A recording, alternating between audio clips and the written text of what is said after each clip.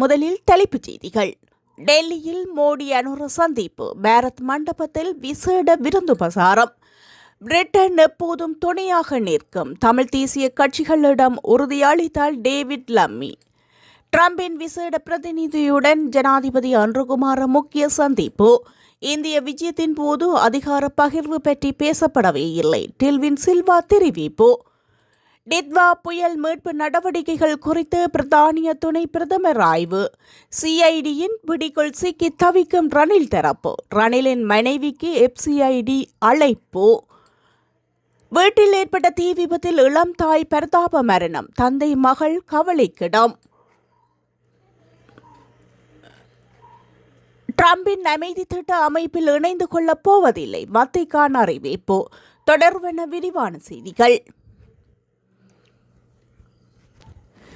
ஜனாதிபதி அன்ருகுமார திசாநாயக்கவிற்கும் இந்திய பிரதமர் நரேந்திர மோடிக்கும் இடையில் நேற்று இரவு புதுடில்லியில் உள்ள பாரத் மண்டபத்தில் விசேட சந்திப்பு ஒன்று இடம்பெற்றுள்ளது. ஏஐ இம்பேக்ட் சப்மிட் 2026 உச்சி மாநாட்டில் கலந்து கொள்வதற்காக இந்தியா சென்றுள்ள சந்தர்ப்பத்திலேயே இந்த சந்திப்பு நிகழ்ந்துள்ளது.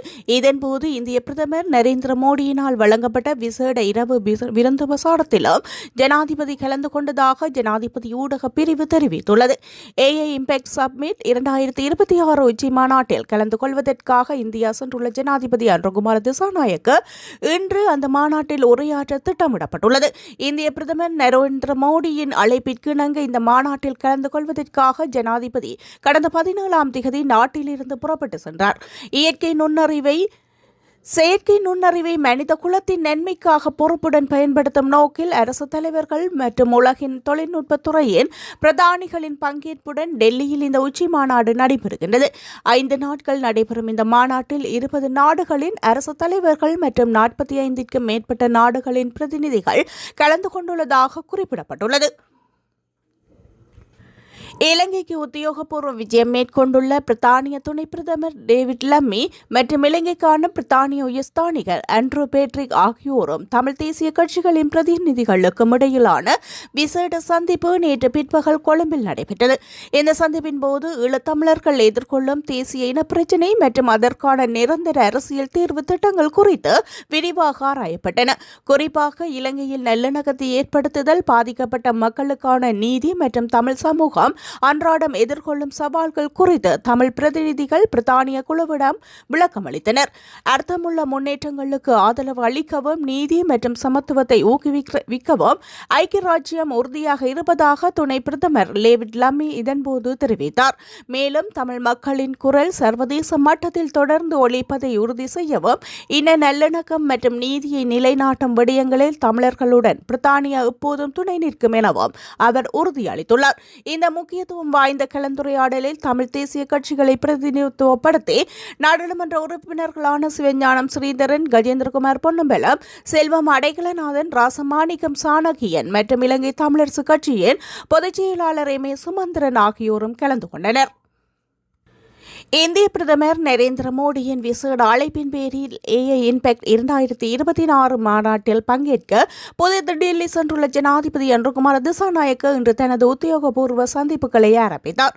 அதற்கமைய ஜனாதிபதி அன்ருகுமார திசாநாயக்கவிற்கும் அமெரிக்க ஜனாதிபதி டொனால்டு டிரம்பின் தெற்கு மற்றும் மத்திய ஆசியாவிற்கான விசேட பிரதிநிதியும் இந்தியாவிற்கான அமெரிக்க தூதுவருமான செர்ஜியோ ஆகியோருக்கும் இடையில் விசேட சந்திப்பொன்று இடம்பெற்றுள்ளது.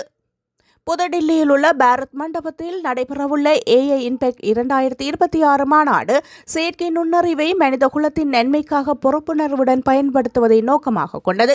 உலகின் முன்னணி தொழில்நுட்பம் வல்லுநர்கள் மற்றும் அரசு தலைவர்கள் பங்கேற்கும் இந்த மாநாட்டில் ஜனாதிபதி அன்ருகுமார திசாநாயக்க இன்று விசேட உரையாற்றவுள்ளார். அதன் ஓரங்கமாக இந்திய பிரதமர் நரேந்திர மோடியுடன் விசேட இரவு விருந்து பிரசாரத்திலும் அவர் கலந்து கொண்டுள்ளார்.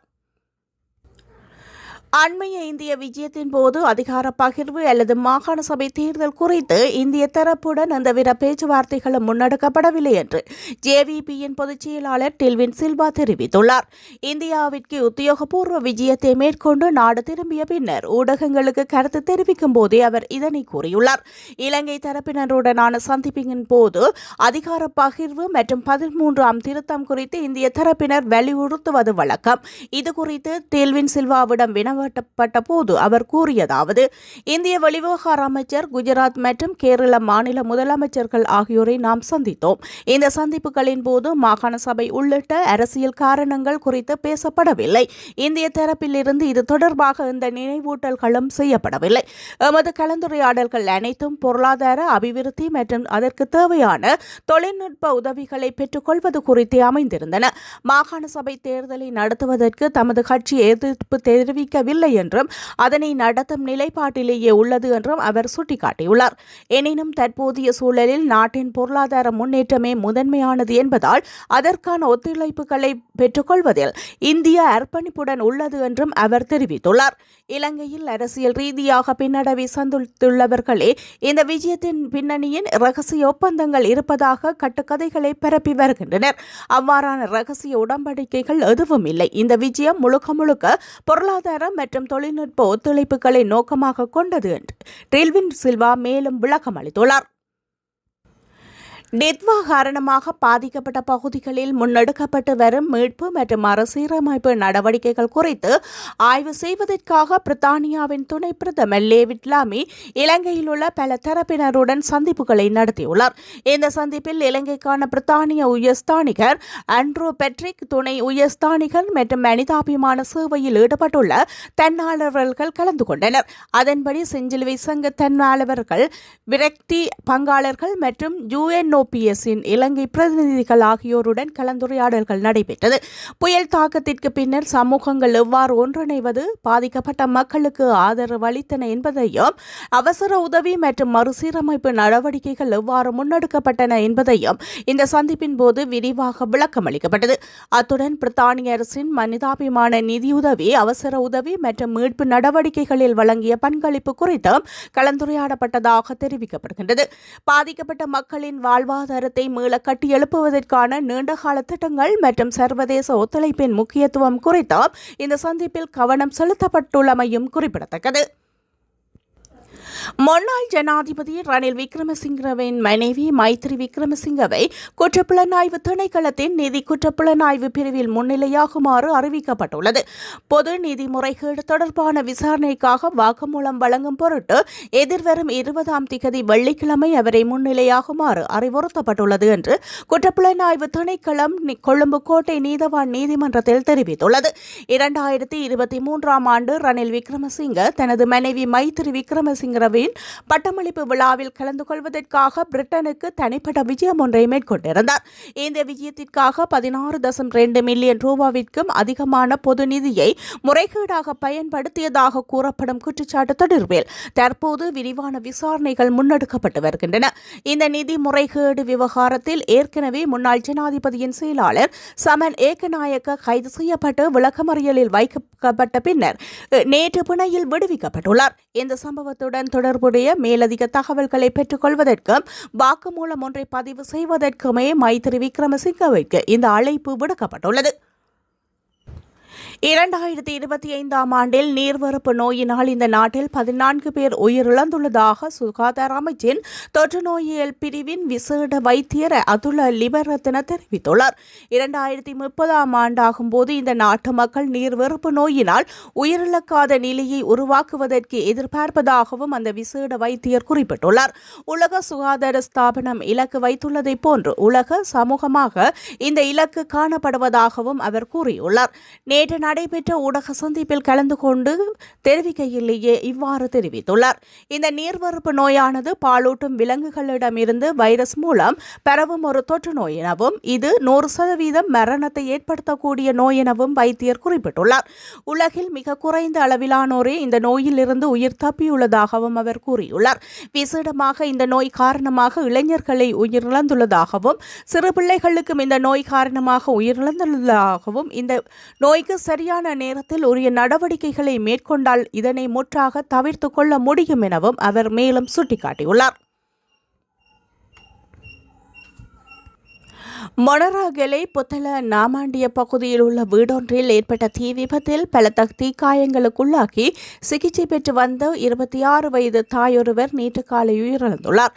புத்தள மொனராகலை வீதியில் உள்ள அரசு தனியார் தானியக்க கடைக்கு அருகில் அமைந்துள்ள இந்த வீட்டில் ஒரு அறையில் நேற்று காலை தீப்பரவல் ஏற்பட்டதாக போலீசார் தெரிவித்துள்ளனர். இந்த நிலையில் அங்கிருந்த தந்தை, தாய் மற்றும் மகள் ஆகியோர் பலத்த தீக்காயங்களுக்கு ஆளாகியிருந்தனர்.